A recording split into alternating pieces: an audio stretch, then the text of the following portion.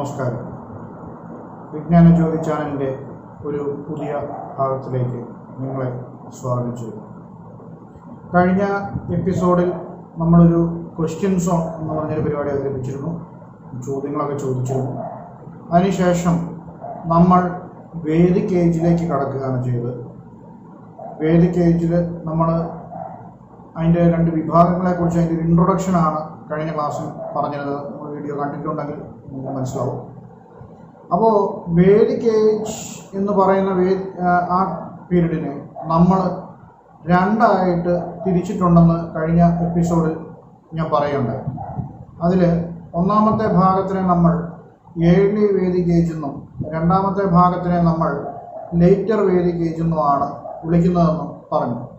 ഇതിൻ്റെയൊക്കെ ഏകദേശം ഒരു കാലഘട്ടവും നമ്മളൊന്ന് പറഞ്ഞിരുന്നു.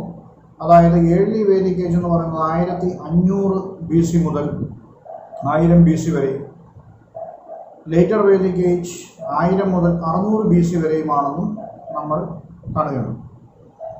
അപ്പോൾ ഈ ഏർലി വേദിക് ഏജ് ആണ് നമ്മൾ ആദ്യം ഇപ്പോൾ ഡിസ്കസ് ചെയ്യാൻ പോകുന്നത്. എന്നത് നമ്മൾ ഇനി ഒരു തരം 2 എപ്പിസോഡിലായിട്ട് ആ ഏർലി വേദിക് ഏജിനെ കുറിച്ചാണ് സംസാരിക്കുന്നത്. ഏർലി വേദിക് ഏജ് എന്ന് പറഞ്ഞു കഴിഞ്ഞാൽ നമ്മൾ ആ പീരീഡിന് മറ്റൊരു പേരും കൂടി നമ്മൾ ഏർലി വേദിക് ഏജിനെ വിളിക്കും. അത് ഋഗ്വേദിക് ഏജ് എന്നാണ്. ഋഗ്വേദ കാലഘട്ടം എന്നുകൂടി അറിയപ്പെടുന്നതാണ് ഏർലി വേദിക് ഏജ്.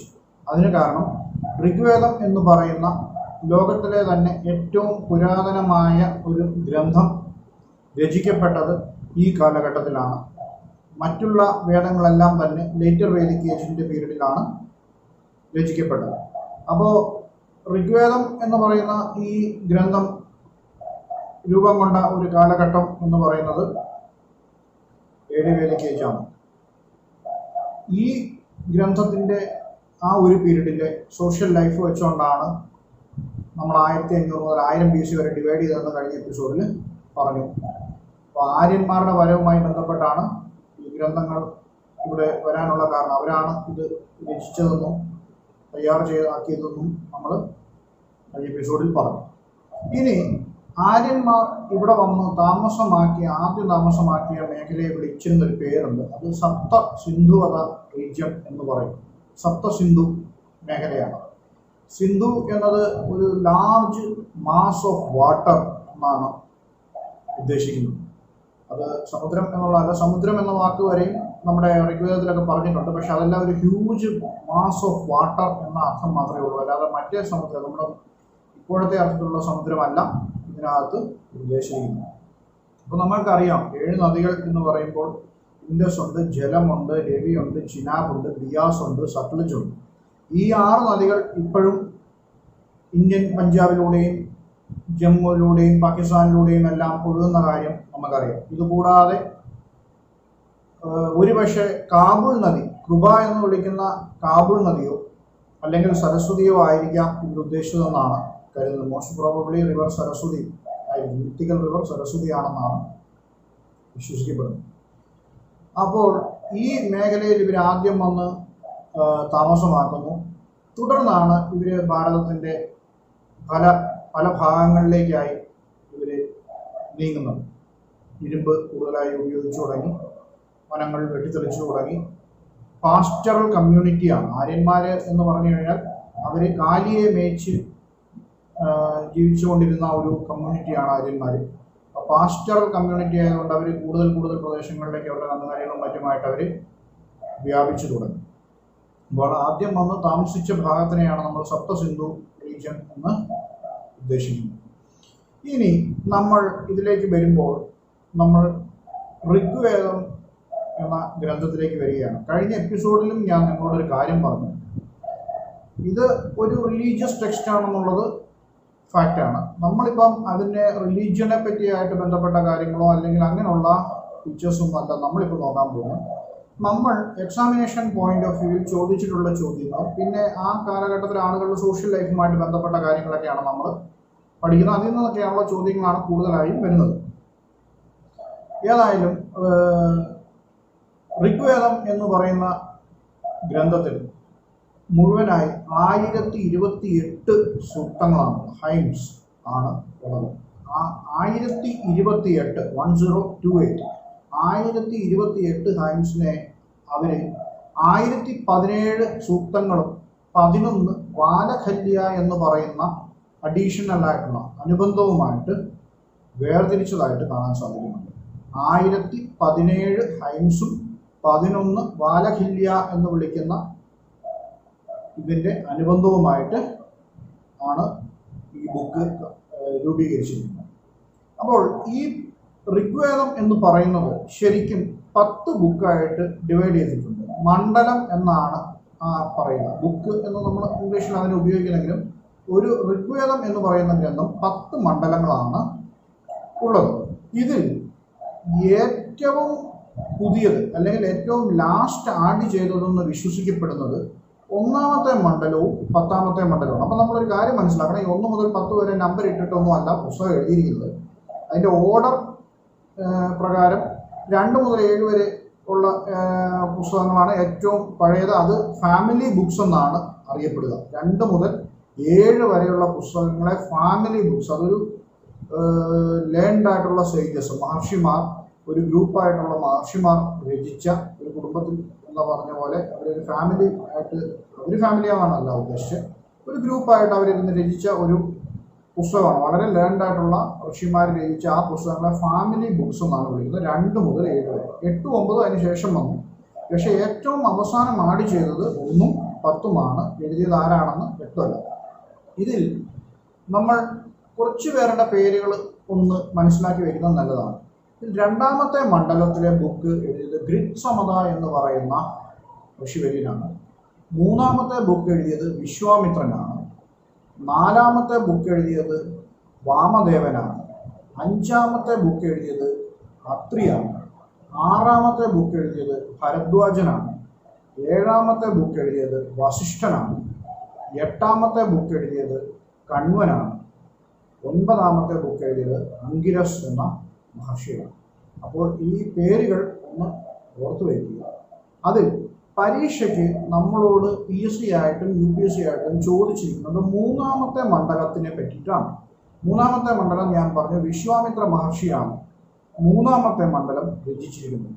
ഇതിനകത്താണ് പ്രസിദ്ധമായ ഗായത്രി മന്ത്രം, ഗോഡസ് സാവിത്രിയെ പ്രീതിപ്പെടുത്താൻ വേണ്ടി വിശ്വാമിത്രൻ രചിച്ച ഗായത്രി മന്ത്രം കാണുന്നത് 3ാമത്തെ മണ്ഡലത്തിലാണ്.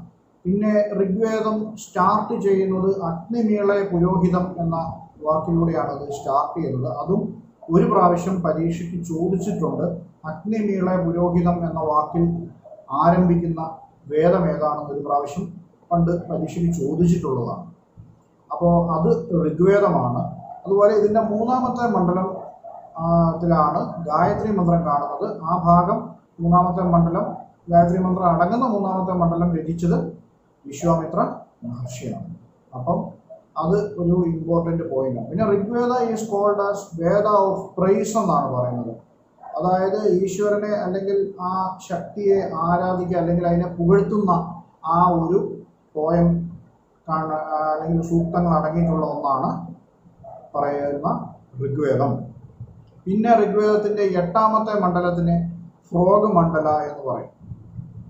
ഫ്രോഗ് മണ്ഡല എന്ന് വിളിക്കാൻ, ഫ്രോഗ് എന്ന് പറഞ്ഞാൽ തവളയാണ്. ആ സൂക്തങ്ങൾ ജപിക്കുന്ന സമയത്ത് തവളയുടേതെന്ന് പോലെ തോന്നിപ്പിക്കുന്ന ഉച്ചാരണത്തോട് കൂടിയിട്ടുള്ളതാണെന്നാണ് അതിൽ നിന്ന് പറയുന്നത്. 9ാമത്തെ മണ്ഡലത്തിൽ സോമ സാക്രിഫൈസ്, സോമ എന്ന് പറയുന്ന ഒരു പാനീയം ഇവരുടെ ഹോമങ്ങളിലും മറ്റും ഉപയോഗിച്ചിരുന്നു. ഇത് ഉപയോഗിച്ചുകൊണ്ടുള്ള ഒരു സാക്രിഫൈസിനെ കാണിക്കുന്നതാണ് 9ാമത്തെ മണ്ഡലത്തിലാണ് അതിനെപ്പറ്റി പറയുന്നത്. പക്ഷെ ഇതൊന്നും അല്ല നമുക്ക് പരീക്ഷയ്ക്ക് അധികം ചോദിച്ചു വന്നിരിക്കുന്ന ചോദ്യം. നമുക്ക് പരീക്ഷയ്ക്ക് ഏറ്റവും കൂടുതൽ ചോദിച്ചിരിക്കുന്ന മറ്റൊരു ചോദ്യം 10ാമത്തെ മണ്ഡലമാണ്. 10ാമത്തെ മണ്ഡലത്തിൽ, അതായത് ഏറ്റവും ലേറ്റസ്റ്റ് ആയിട്ട് ആഡ് ചെയ്തു എന്ന് നമ്മൾ പറയുന്ന 1ലും 10ഉം മണ്ഡലങ്ങളിലെ 10ാമത്തെ മണ്ഡലത്തിൽ പുരുഷ സൂക്തം എന്ന് പറയുന്ന ഒരു ഭാഗമുണ്ട്.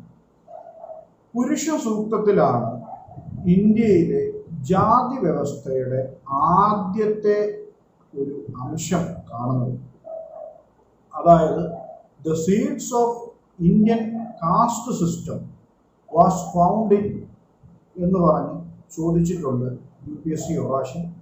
അത് പുരുഷ സൂക്തമാണോ എന്ന് ചോദിക്കാം, അല്ലെങ്കിൽ കാസ്റ്റ് സിസ്റ്റത്തിനെ കുറിച്ച് പ്രതിപാദിക്കുന്ന പുരുഷ സൂക്തം ഏത് വേദത്തിലാണെന്ന് ചോദിക്കാം, ഏത് വേദത്തിൻ്റെ ഏത് മണ്ഡലത്തിലാണെന്ന് ചോദിക്കാം.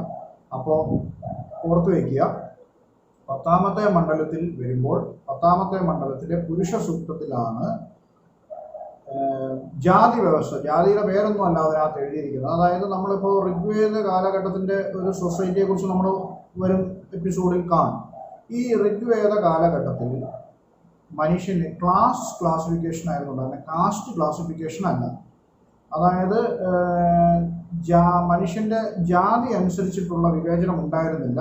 നേരെ മറിച്ച് ഓരോ തൊഴിൽ ചെയ്യുന്നവരെ ഓരോ പേരിലാണ് വിളിച്ചിരുന്നത്. അതായത് ഇപ്പോൾ സർവീസ് സെക്ടറിൽ ജോലി ചെയ്യുന്ന ഒരാളെ വേണമെങ്കിൽ നമുക്കൊരു ഉദാഹരണത്തിന് അങ്ങനെ പറയാം. ഒരു സർവീസ് സെക്ടറിൽ ജോലി ചെയ്യുന്ന ഒരാളാണെങ്കിൽ അയാളെ ശൂദ്രൻ എന്ന് വിളിച്ചിട്ടുണ്ടാവും. അപ്പോൾ വൈശ്യൻ എന്ന് കച്ചവടം ചെയ്യുന്ന ആളെ വിളിച്ചിട്ടുണ്ടാവും. പക്ഷെ അത് ജന്മത്തിലല്ല, അത് ചെയ്യുന്ന പ്രവൃത്തിയെ അടിസ്ഥാനപ്പെടുത്തിയിട്ടാണ് ഋഗ്വേദത്തിൽ മുഴുവൻ പറഞ്ഞിരുന്നത്. പക്ഷെ നമ്മൾ ആ 1500 BC മാറി ഇങ്ങനെ വന്ന്, ഞാൻ കഴിഞ്ഞ എപ്പിസോഡിൽ പറഞ്ഞല്ലോ, ഈ സൊസൈറ്റിയുടെ ചേഞ്ച് വന്നതുകൊണ്ടാണ് ലേറ്റർ വേദിക് എന്ന് പറയുന്ന ആ ഡിവിഷനെ 1000 BC എന്നത്. അപ്പോൾ 1000 BC ഇങ്ങ് അടുത്ത് വരുമ്പോൾ ഈ ചെയ്ത ജോലി ആള് ചെയ്തുകൊണ്ടിരുന്ന പ്രവർത്തിക്ക് അനുസരിച്ച് അവൻ അതങ്ങ് സ്ഥിരമാക്കി കൊടുക്കുന്നത്. അതായത് ഭരണകർത്താവ് സ്ഥിരം ഭരണകർത്താവും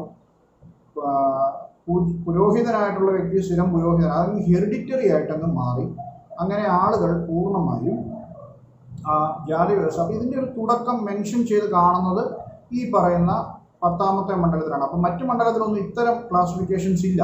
അതുകൊണ്ടാണ് ചരിത്രകാരന്മാർ പറഞ്ഞത് 1നും 10ലുമുള്ള വ്യവസ്ഥ മറ്റതുമായിട്ട് മാച്ച് ആവുന്നത് 2 മുതൽ 9 വരെയുള്ളതായിട്ട് മാച്ച് ആവുന്നില്ല. അതുകൊണ്ട് അത് പിന്നീട് എപ്പോഴോ ആരോ എഴുതി ഇതിൻ്റെ കൂടെ ആഡ് ചെയ്തതാണ്. അത് ഏത് മഹർഷിയാണോ ആരാണോ എഴുതിയെന്ന് നമുക്കറിയില്ല. മറ്റ് മഹർഷിമാരുടെ പേര് മുൻപേ പറഞ്ഞ പ്രകാരം ആണ്. അപ്പോൾ ഈ പോയിന്റ് നോട്ട് ചെയ്യണം. 10th മണ്ഡല വളരെ ഇമ്പോർട്ടൻ്റ് ആണ്. 3rd മണ്ഡലയും വളരെ ഇമ്പോർട്ടൻ്റ് ആണ്. 3rd മണ്ഡലത്തിൽ ഗായത്രി മന്ത്രമുണ്ട്, 10th മണ്ഡലയിൽ പുരുഷ സൂക്തമുണ്ട്. ഇനി ഇതിൻ്റെ 9ാമത്തെ മണ്ഡലത്തിൽ ആണ് ആദ്യമായി ഒരു യുദ്ധം നടന്നതായിട്ടുള്ള പരാമർശമുള്ളത്.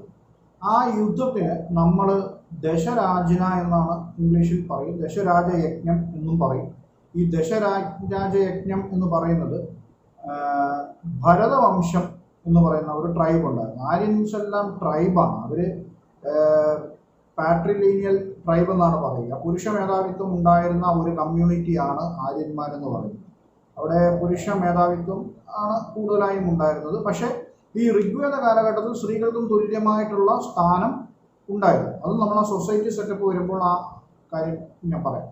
അപ്പോൾ പുരുഷൻ അപ്പോൾ ഇങ്ങനെ ട്രൈബുകളായിട്ടാണ് ഇവർ വരുന്നത്. ഈ ആര്യൻ എന്ന് പറയുന്നത് ഒരു വിഭാഗമല്ല, അവർ പല ട്രൈബുകളുണ്ട്. അവർ ട്രൈബുകളിൽ ഇങ്ങനെ ഇവിടെ വന്നു കഴിഞ്ഞപ്പോൾ വിശ്വാമിത്രൻ എന്ന് പറയുന്ന മഹർഷിയെ ഈ ഭരതവംശത്തിൻ്റെ രാജാവായിരുന്ന സുധ എന്ന് പറയുന്ന രാജാവ് മാറ്റുകയും വസിഷ്ഠൻ എന്ന് പറയുന്ന ഒരു മഹർഷിയെ പകരം പോസ്റ്റ് ചെയ്യുകയും ചെയ്തു എന്നുള്ളതാണ് ഒരു തർക്കത്തിന് കാരണമായിട്ട് പറയുന്നത്.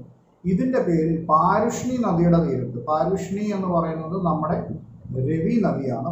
നദികളുടെ പഴയ പേരും പുതിയ പേരും നമുക്ക് ലിസ്റ്റായിട്ട് അടുത്ത എപ്പിസോഡിൽ നിങ്ങളോട് പറയാം. അപ്പോൾ പാരുഷ്ണി നദിയുടെ തീരത്ത് വെച്ച് ഈ യുദ്ധം നടന്നു. യുദ്ധം നടന്നപ്പോൾ ഭരത എന്ന് പറയുന്ന വംശം അല്ലെങ്കിൽ ആ ട്രൈബ് സുധ എന്ന് പറയുന്ന രാജാവിൻ്റെ കീഴിലും വിശ്വാമിത്രൻ എന്ന് പറയുന്ന മഹർഷി അദ്ദേഹത്തിൻ്റെ കീഴിൽ 10 ട്രൈബുകൾ പങ്കെടുത്തു എന്നാണ് പറയുന്നത്. 5 ആര്യൻ ട്രൈബും 5 നോൺ ആര്യൻ ട്രൈബും ഈ യുദ്ധത്തിൽ പങ്കെടുത്തു എന്ന് പറയുന്നു. അങ്ങനെ ഭരതവംശം വിജയിക്കുകയും ഉണ്ടായി. ആ ഭരതവംശത്തിൻ്റെ പേരിലാണ് ഭാരതം എന്ന പേര് വന്നത് എന്നാണ് ഒരു പ്രധാന വാദം നിലനിൽക്കുന്നത്. അങ്ങനെ ഭാരതം എന്ന പേര് ആ ഭരതവംശത്തിൻ്റെ പേരിൽ കിട്ടിയെന്ന് പറയുന്നു. അപ്പോൾ ഈ ദശരാജന എന്ന് പറയുന്ന യുദ്ധം ഏത് നദിയുടെ കരയിൽ വെച്ചാണ് നടന്നതെന്നാണ് യൂഷ്വലി UPSC ഒക്കെ ചോദിച്ചിട്ടുള്ളത്. അത് പാരുഷ്ണി നദിയുടെ തീരത്തിലാണ്. ഈ പാരുഷ്ണി എന്ന് പറയുന്ന പുരാണത്തിലെ പേര് രവി നദിയുടേതാണെന്ന് മനസ്സിലാക്കുക. അപ്പോൾ അത് നിങ്ങൾ ഓർക്കണം. അതുപോലെ ഹിമവന്തം എന്നുള്ള വാക്ക്, ഹിമവാനെ സൂചിപ്പിക്കുന്ന ഹിമവന്തം എന്നുള്ള വാക്ക് ഋഗ്വേദത്തിലുണ്ടായിരുന്നു. അവിടെ സോമ എന്ന് പറയുന്ന സോമയുടെ ഒരു എന്താ പറയുക, സോമരസം നിറഞ്ഞു നിൽക്കുന്ന ഒരു പ്രദേശമായ മുജവന്തം എന്ന് പറയുന്ന ഒരു കൊടുമുടിയെക്കുറിച്ചും ഈ ഋഗ്വേദത്തിൽ മെൻഷൻ ചെയ്തിട്ടുണ്ട്. ഹിമവന്ത് എന്ന് പറയുന്ന ഹിമവാനിൽ ചെന്ന് കഴിഞ്ഞാൽ ഈ പറയുന്ന മുജവന്ത് എന്ന് പറയുന്ന കൊടുമുടിയാണ് സോമരസത്തിൻ്റെ ഗൃഹം എന്ന്, അല്ലെങ്കിൽ അത് നിറച്ച് ലഭിക്കുന്ന ഒരു സ്ഥലമാണെന്നും അവർ മെൻഷൻ ചെയ്തിട്ടുണ്ട്. ഇനി ഈ പറയുന്ന എല്ലാ വേദങ്ങൾക്കും അതിൻ്റേതായ ബ്രാഹ്മണങ്ങളും ആരണ്യകങ്ങളും ഉപനിഷത്തുക്കളും ഉണ്ട്. അതായത് ആരണ്യകം ഋഗ്വേദത്തിനാണുള്ളത്, ബ്രാഹ്മണങ്ങളും ഉപനിഷത്തുക്കളും എല്ലാ വേദങ്ങൾക്കും ഉണ്ട്. അപ്പോൾ ഇതെല്ലാം ഇതിൻ്റെ അനുബന്ധമായിട്ടുള്ള ടെക്സ്റ്റുകളാണ്. ഉപനിഷത്ത് എന്ന് പറയുന്നത് വളരെ ഡീറ്റെയിൽഡ് ആയിട്ട് ഫിലോസഫിയാണ്. റിലിജിയനേക്കാൾ കൂടുതൽ ഫിലോസഫിയും മറ്റേ പ്രപഞ്ചത്തിൻ്റെ ആ സത്യത്തിലേക്കുള്ള വെളിച്ചം വീശുന്നതുമായിട്ടുള്ള ഗ്രന്ഥമായിട്ടാണ് നമ്മൾ ഉപനിഷത്തുക്കളെ കാണുന്നത്. എന്തായാലും ബ്രാഹ്മണങ്ങളും ഇതുപോലെ തന്നെ ഇതിൻ്റെ തന്നെ ഒരു എക്സ്പ്ലനേഷൻ ആയിട്ടുള്ള ടെക്സ്റ്റുകളാണ്. അപ്പോൾ ഐതരേയ എന്നും കൗശിതകി എന്ന് പറയുന്ന രണ്ട് ബ്രാഹ്മണങ്ങളാണ് ഋഗ്വേദത്തിന് ഉള്ളത്. ഐതരേയ, കൗശിതകി, ഈ രണ്ട് ബ്രാഹ്മണങ്ങൾ ഋഗ്വേദത്തിനുണ്ട്. ഋഗ്വേദത്തിൻ്റെ ആരണ്യകത്തിനും ഋഗ്വേദത്തിൻ്റെ ഉപനിഷത്തുക്കൾക്കും ഈ സെയിം പേര് തന്നെയാണ്. ഐതരേയ എന്നും കൗശിതകി എന്ന് തന്നെയാണ് ഈ ഇതിൻ്റെ ബ്രാഹ്മണങ്ങളും ഉപനിഷത്തുക്കളും ആരണ്യകങ്ങളും അറിയുന്നു. അപ്പോൾ അത് നമ്മൾ നോട്ട് ചെയ്ത് വെക്കുക. അടുത്ത എപ്പിസോഡിൽ ഋഗ്വേദത്തിൻ്റെ കാലഘട്ടത്തിനെ കുറിച്ചുമൊക്കെയുള്ള ബാക്കി ഭാഗം എടുക്കുന്നതായിരിക്കും. കുറച്ച് ലെങ്തി ആയിട്ടുള്ള ടോപ്പിക്കാണെന്നാണ് ഇങ്ങനെ കട്ട് ചെയ്തെടുക്കുന്നത്. തീർച്ചയായിട്ടും നിങ്ങൾ കാണണം, ചാനൽ സബ്സ്ക്രൈബ് ചെയ്യണം, ബെൽ ബട്ടൺ പ്രസ് ചെയ്യുമ്പോൾ നിങ്ങൾക്ക് ഇതിൻ്റെ നോട്ടിഫിക്കേഷൻസ് പുതിയ വീഡിയോ അപ്ലോഡ് ചെയ്യുമ്പോൾ വരും. ആഴ്ചയിൽ ഒരു വീഡിയോ വെച്ചാണ് നമ്മളിപ്പോൾ അപ്ലോഡ് ചെയ്തുകൊണ്ടിരിക്കുന്നത്. ഇപ്പോൾ ഹിസ്റ്ററി എടുക്കുന്നു. ഹിസ്റ്ററി കഴിഞ്ഞ് മറ്റു സബ്ജക്റ്റുകളും നമ്മൾ ഇത് ഇടവിട്ടായിരിക്കും എടുക്കുക. അപ്പോൾ എല്ലാ ടോപ്പിക്കും ഉണ്ടാവും. ഇതിന് പിന്തുണ തന്നുകൊണ്ടിരിക്കുന്ന ആളുകൾക്കെല്ലാം തന്നെ നന്ദി പറയുന്നു. ഇപ്പോൾ ഈ വീഡിയോ പുതുതായിട്ട് കാണുന്നവരോടും നന്ദി പറയുന്നു. അപ്പോൾ അടുത്ത എപ്പിസോഡിൽ നമുക്ക് ഇതിൻ്റെ തുടർഭാഗം കാണാം. അതുവരെ